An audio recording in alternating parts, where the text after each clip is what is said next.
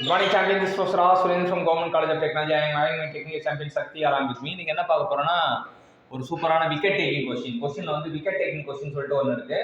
Wicket taking question என்னன்றதை பார்ப்போம்.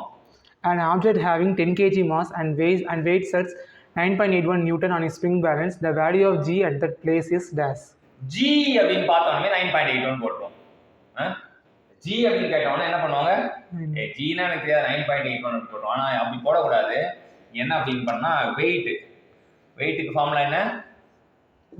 மாஸும் கிராவிட்டியும் சேர்ந்தா வெயிட்டடா அப்படின்னு பாட்டுருக்கு. சிவனும் சக்தியும் சேர்ந்தா மாஸ்டா மாதிரி மாஸும் கிராவிட்டியும் சேர்ந்தா வெயிட்டடா அப்படின்னு சொல்றாங்க. இப்போ வெயிட் வந்து 9.81 நியூட்டன். வெயிட்டோட யூனிட் வந்து நியூட்டன் அப்படின்னு தெரிஞ்சுக்கிறோம். மாஸ் வந்து கொடுத்துட்டாங்க. மாஸ் வந்து கேஜி. ஸோ ஜி கேட்குறாங்க.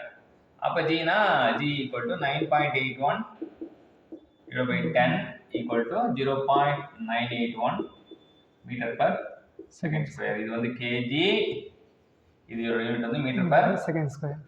எப்பவுமே வந்து ஃபார்முலா தெரியணும், அப்புறம் அதோட யூனிட் தெரியணும். வெயிட்டோட யூனிட் நியூட்டன், மாஸோட யூனிட் kg, ஜியோட யூனிட். இப்போ ஜி வந்து 0.981 எங்க இருக்கு? 0.981 metre per second square. C இருக்கு. Option C is the right answer. So இதுல பார்த்தவங்க என்ன பண்ணுவாங்கன்னா கால்குலேட் பண்ணா ஜினா நம்ம வழக்கமா என்ன சொல்லுவோம் அப்படின்னா 9.81னால கால்குலேட் பண்ணாமே நம்ம 9.81 போறதுக்கு ஒரு பிரகாசமான வாய்ப்பு இருக்கும். ஆனா 9.81 போட்டா தப்பு அப்படின்னு தெரிஞ்சுக்கலாம். ஸோ அப்போ நம்ம தப்பை இது பண்ணோம் அப்படின்னா இந்த கொஸ்டினை வந்து வெயிட் கொடுத்துருக்காங்க, நம்ம வெயிட் வந்து 9.81 கொடுத்துருக்காங்க, அதை வச்சு கண்டுபிடிக்கணும் அப்படின்னு தெரிஞ்சுக்கணும்.